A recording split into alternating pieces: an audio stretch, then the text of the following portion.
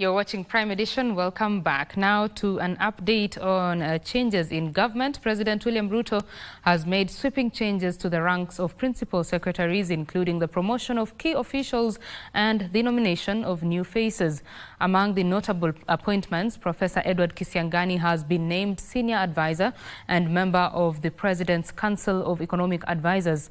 His place will now be occupied by Stephen Isaboke, who is the immediate former Group Executive Head of Regulatory Affairs at MultiChoice Group. Former Health Cabinet Secretary Susan Nakhumicha has landed a new role to serve as permanent representative of the Permanent Mission of Kenya to the United Nations Habitat in Nairobi.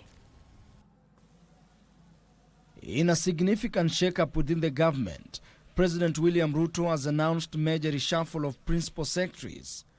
Among the key promotions, Amos Gathesha has been elevated from his previous role in the public service docket to the deputy head of public services.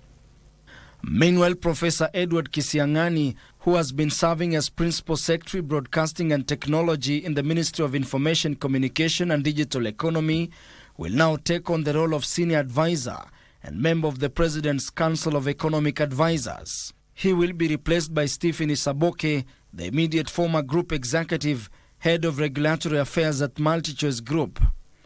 As part of the reshuffle, 14 new Principal Secretaries have been nominated, with notable names such as Jane Kare Mbunya, Regina Kodhombam, Cyril Wangunda Odede, and Caroline Wanjiru Karugu, all closely allied to opposition leader Raila Odinga. Other new appointees include Oluga Frederick Ouma, Ahmed Abdisalan Ibrahim, and Judith Naiyai Pareno. The reshuffle also sees several officials reassigned to different departments. Notably, Professor Julius Bitok swaps places with Dr. Belio Kipsang and moves from the State Department for Immigration to the State Department for Basic Education, which has now been taken over by Belio. Additionally, several other senior officials have been reassigned, with Teresa Mbaika taking over the State Department of Aviation and Aerospace Development. Ismail Madei moving to the State Department for Special Programs, and Harry Kimtai being shifted from Medical Services to the State Department for Mining, while Elijah Mwangi takes over the State Department for Sports, previously held by Peter Tum.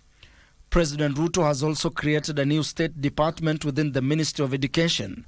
Professor Abdurazak Shaukat will head the new division, responsible for science, research and innovation, a sector that has been separated from higher education, currently overseen by Beatrice Nyangala. Former Health Cabinet Secretary Susan Nakhumicha has landed a new role to serve as permanent representative of the Permanent Mission of Kenya to the United Nations Habitat in Nairobi. Similarly, President Ruto nominated Peter Tum as Kenyan ambassador to the Democratic Republic of Congo, while Alfred Omundo, who was nominated as deputy head of mission in Belgium.